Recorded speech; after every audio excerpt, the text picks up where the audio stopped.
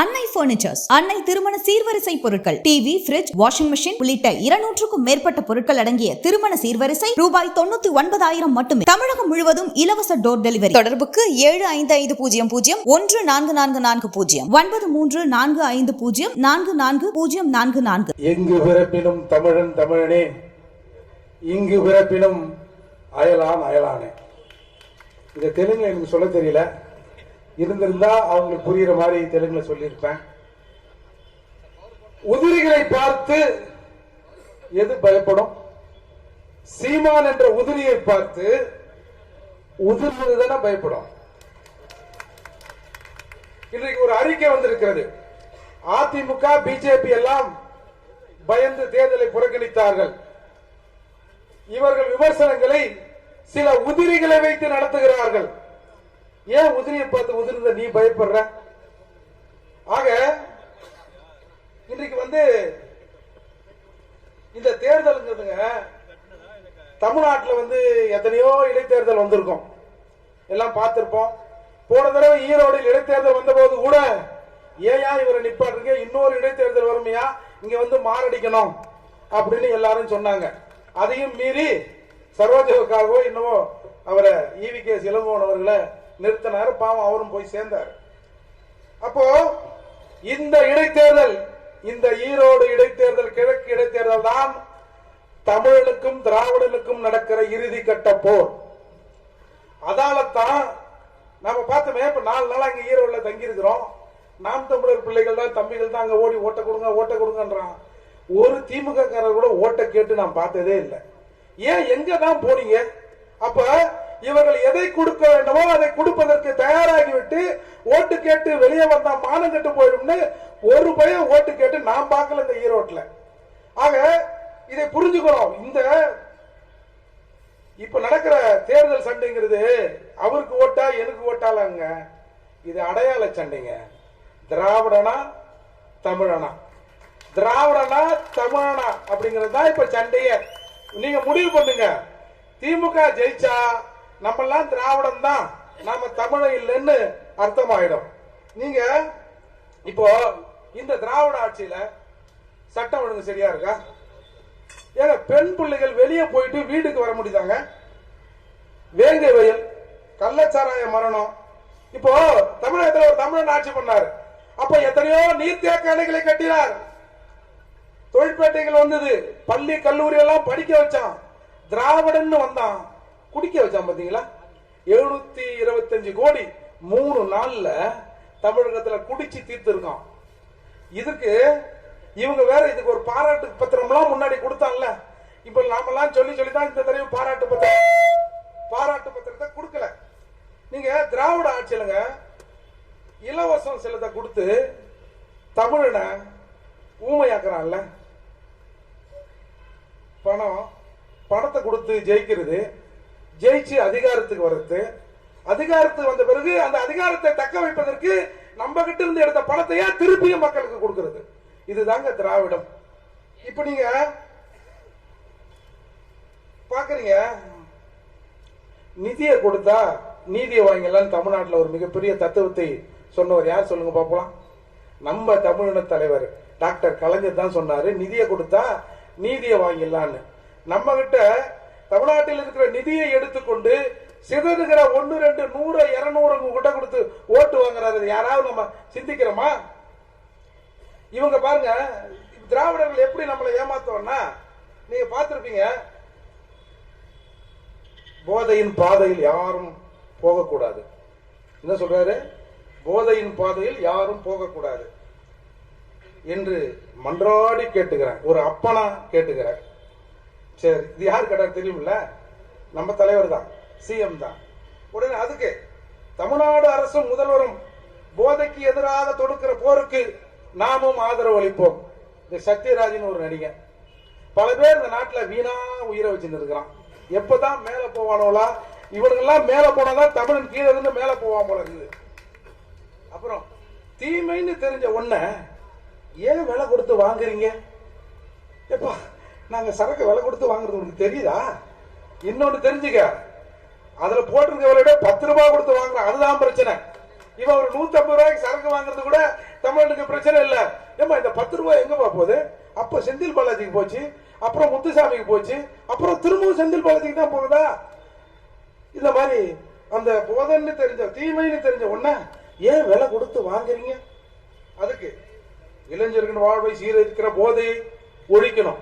நம்ம அண்ணன் சத்யராஜ் போதைப் பொருட்களை பயன்படுத்தாது, பயன்படுத்தவும் அனுமதிக்காது. யார் இது? நம்ம சிஎம்.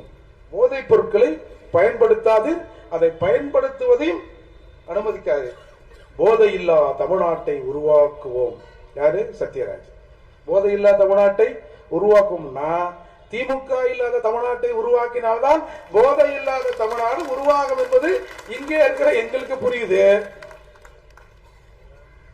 அப்புறம் போதை ஒழியட்டும், பாதை மிளிரட்டும். நம்ம சிஎம் இருக்கிற ரோட்டை ஒழுங்கா போட்டு வழுக்க போடினா ரோடு மிளிரும்.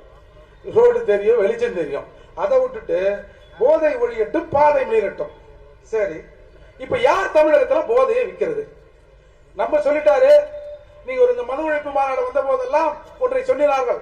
அண்ணாதுரையின் நோக்கமும் மது ஒழிப்பு தான், கருணாநிதியின் கொள்கையும் மது ஒழிப்பு தான், ஸ்டாலின் அவர்களின் கொள்கையும் மது ஒழிப்பு தான். டேய், அப்ப யாரா தமிழ்நாட்டில் சாராயத்தை விற்கிறது, பிராந்தியை விற்கிறது? இப்போ தமிழ்நாடு அரசு தமிழகத்துல பிராந்தி விற்குதா, இல்ல சாராய கம்பெனி ஆலை ஓனர்கள் யாரும் தயவு செய்து கனிமொழி அவர்களையோ டிஆர் பாலு அவர்களையோ நம்ம ஜெகதர்ஷன் அவர்களையோ நினைச்சிடாதீங்க. சாராய வியாபாரிகள் தான் தமிழ்நாட்டுல சாராயத்தை விற்கிறாங்க. அப்போ நம்ம தமிழக முதல்வர் டம்மி தானே? ஏன்னா அவரோட கொள்கையும் மது ஒழிப்பு தானே. நம்மளோட ஸ்டாலின் அவர்களின் கொள்கை மது ஒழிப்பு என்கிற போது தமிழ்நாட்டில் யாரா மது விற்கிறது? எங்க முதல்வருக்கு ஒண்ணும் தெரியாதுன்னு பாக்குறீங்களா? பிராந்தி சாராயம் விற்கிறது கூட எங்க தலைவருக்கு தெரியாது. அதாவதுங்க, பல பேருக்கு குடிக்கலாம் கையாடுங்க. தமிழ்நாட்டில் இருக்கிற தமிழர்கள், தமிழக மக்கள் குடிக்கலனா அரசாங்கமே ஆடிடும். ஏன்னா அரசாங்கம் சொல்லுது, அரசாங்கம் நடத்துகிற 1/3 பங்கு சாராயத்தை வித்து தான் நானே பொழப்பு நடத்துறேன், சாராயத்தை விற்கலன்னா அரசாங்கம் கவுந்துரும்னு நம்ம அரசாங்கம் சொல்வதை நாம கேட்டிருக்கோம். எனவே இங்க இருக்கிற வாக்காளர்கள் ஒன்று தெளிவா தெரிஞ்சுங்க. இந்த இடைத்தேர்தல் என்பது இது ஒரு தேர்தல் அல்ல, இது ஒரு அடையாள சண்டை.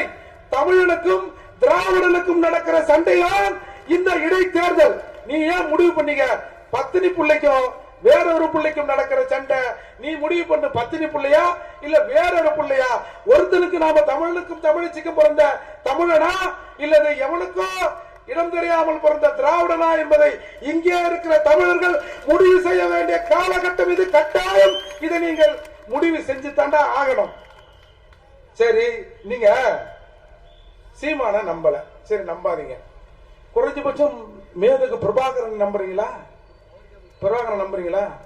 அப்படி பிரபாகரன் நம்பினால் அந்த மேதகு பிரபாகரனே சீமானைத்தான் நம்பினார். எனவே இங்க இருக்கிற தமிழ்நாடு, தமிழர்கள் அல்ல, தமிழ்நாடே சீமானைத்தான் நம்பியாக வேண்டும். அண்ணன் சொல்லுவாரு, இன்றைக்கு வாழ்கிற கோஷமாக இருந்தாலும் சரி அண்ணன் சீமான் தான், ஒழிகன்னு சொன்னாலும் அது சீமான் தான்.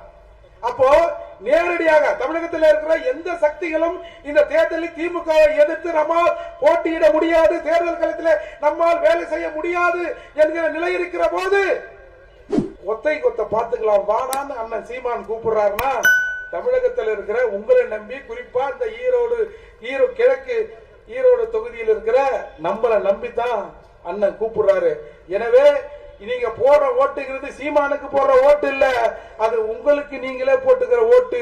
வேறபடி வேற யாராவது போட்டா உங்களுக்கு நீங்களே வைத்துக் கொள்கிற வேட்டு வைத்து தமிழன் சாக போகிறானா இல்லை ஓட்டு போட்டு தமிழகத்தை வாழ வைக்க போகிறானா என்ற ஒரு பெரும் கேள்வி உங்கள் முன்னால் இருக்கிறது. அதை நீங்களே முடிவு பண்ணுங்க. யாரு நாங்களும் பல இடங்களில் ஓட்டு கேட்டாச்சு, கெஞ்சியாச்சு, மிரட்டியாச்சு, துப்பியாச்சு. துப்புனா துடைப்பதுக்கு நாம திராவிடன் இல்ல. இவ்வளவு கூட்டங்கள்ல துப்பி தமிழன் உணர்வு பெற வேண்டும் என்று அண்ணன் கத்துறார், கூட இருக்கிற எல்லாரும் கத்துறோம். கத்தி வயிறு வலிக்கிறதா மிச்சம். இதை நீங்க உணர்ந்து இல்ல பரவாயில்ல, நாங்களும் துப்புனா தொடச்சிக்கிட்டு போவோம்னா போங்க, துப்புனா நாங்களாம் துடைக்க முடியாதா, தொடப்பு கட்ட பிஞ்சிரும். யார துப்பு வைக்கிற? செருப்பு பிஞ்சிரும் சொன்னா ஓட்டு போட்டுக்கிற போது இந்த மைக் சின்னத்துல ஒரே ஒரு தடவையாயோ, ஒரே ஒரு தடவை ஓட்ட போடுங்க. நீங்க இங்க ஓட்ட போடணும். கிட்டத்தட்ட இங்க வந்து அண்ணன் சொன்ன மாதிரி பெருந்துறை சிப்காட்ல 72,000 பேர், ஒரு கொஞ்ச நாளைக்கு முன்னாடி 70,000 பேர் பேசியிருந்தோம். இப்ப 2,000 பேர் வந்திருக்கிறோம். இந்த மீட்டிங் நடந்து முடிக்கிறதுக்குள்ள அது 75,000 மாறினாலும் மாறும். 75,000 ஒழிக்கின்றவன் வர, அதை பத்தி பிரச்சனை இல்லை. ஆனா ஏற்கனவே இங்க ஒழித்து பிழைப்பு நடத்தி கொண்டிருக்கிற உன்னோட பிழைப்பிலே அவன் கை வைக்க வந்திருக்கிறான் என்பதை இங்க இருக்கிற வாக்காளர்கள் புரிந்துக்கிறோம். நாம யாருக்கும் எதிரி இல்லை. மைக்ரேஷன் என்பதோ ஒரு இடத்தை விட்டு ஒரு இடம் நகர்வது என்பது இயல்பு. ஆனால் இங்க தமிழ்நாட்டில் வட இந்தியர்கள் வருவது மைக்ரேஷன் அல்ல, இது படையெடுப்பு. படையெடுப்புனா அந்த காலத்துல பள்ளிக்கூடத்துல படிச்சிருப்பீங்கல்ல, படையெடுப்புனா ஒரு நாட்டை பிடிக்கிறான்னு.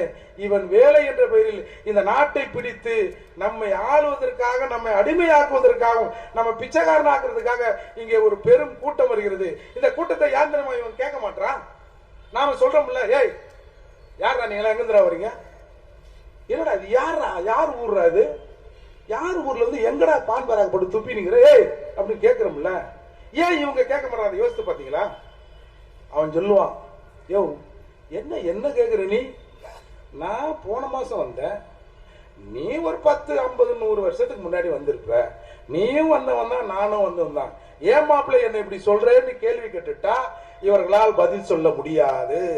அதாலத்தான் வந்தவன்லாம் வரட்டும், இவனும் நம்ம மாதிரி தானே, நாம கொஞ்சம் முன்னாடி வந்துட்டோம், இவன் பாவம் இப்பதான் வழி தெரிஞ்சு இப்போ பின்னாடி வந்திருக்கான் அப்படின்னு இங்க இருக்கிற ஆட்சியாளர்கள் அதை சரியா வழி நடத்துறான்.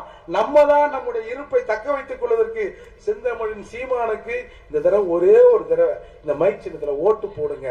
ஏன்னா சொல்றாருல்ல, உதிரிகள், ஏய் உதிரி இல்லடா, இது உதிரி இல்ல என்பதை நிரூபிப்பதற்கு தமிழெல்லாம் உதிரியா? சரி சொல்லிடுங்க, நாங்க ஓட்டு போட மாட்டோங்க, நாங்க வந்து காசை வாங்கியிருந்தாங்க ஓட்டு போடுவோம்னா ஒத்துங்க.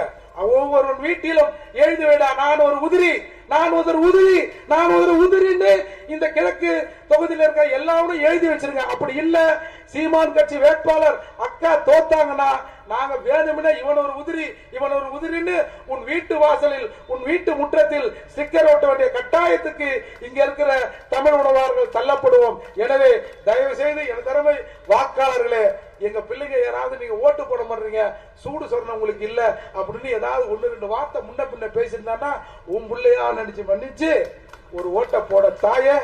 இந்த குடிப்பார், அதாவது ஒன்று சொல்லிடுறேன், ஒரு அறிக்கையில சொல்றாங்க, இவர்கள் பேசுகிற எல்லா அவதூறுகளையும் மாலைக்குள் தீர்த்து விடுகிறார்கள். மாலைக்குள் இல்ல, 6 மணிக்கு மேல டாஸ்மார்க்கு போய் எல்லாத்தையும் மறந்துடுறான் எங்க ஆளுங்கிறத நாகரிகமா இன்னைக்கு ஒரு அறிக்கையா? இவர்கள் பேசுகிற விமர்சனங்கள் எல்லாம் மாலைக்குள் தமிழர்கள் மறந்து விடுகிறார்கள், வாக்காளர்கள் மறந்து விடுகிறார்கள் நம்ம முதல்வர் தான் சொல்லியிருக்காரு. இதுல என்ன இருக்குது? அதால முதல்வர் சொல்லுது, ஏய் நாங்கெல்லாம் உதிரி இல்லப்பா, நாங்கெல்லாம் உதிரி இல்லப்பா, இந்த தமிழகத்தின் உயிர் சீமானின் தம்பிகள், சீமானின் வாரிசுகள், சீமானின் ஃபாலோவர்கள், மேதகு பிரபாகரனின் பின்தொடர்பாளர்கள் என்று சொல்லி முடிக்கிறேன். எனவே ஒரு தடவை ஓட்ட தயவு செஞ்சு போடுங்கடா சாமி, போடுங்க.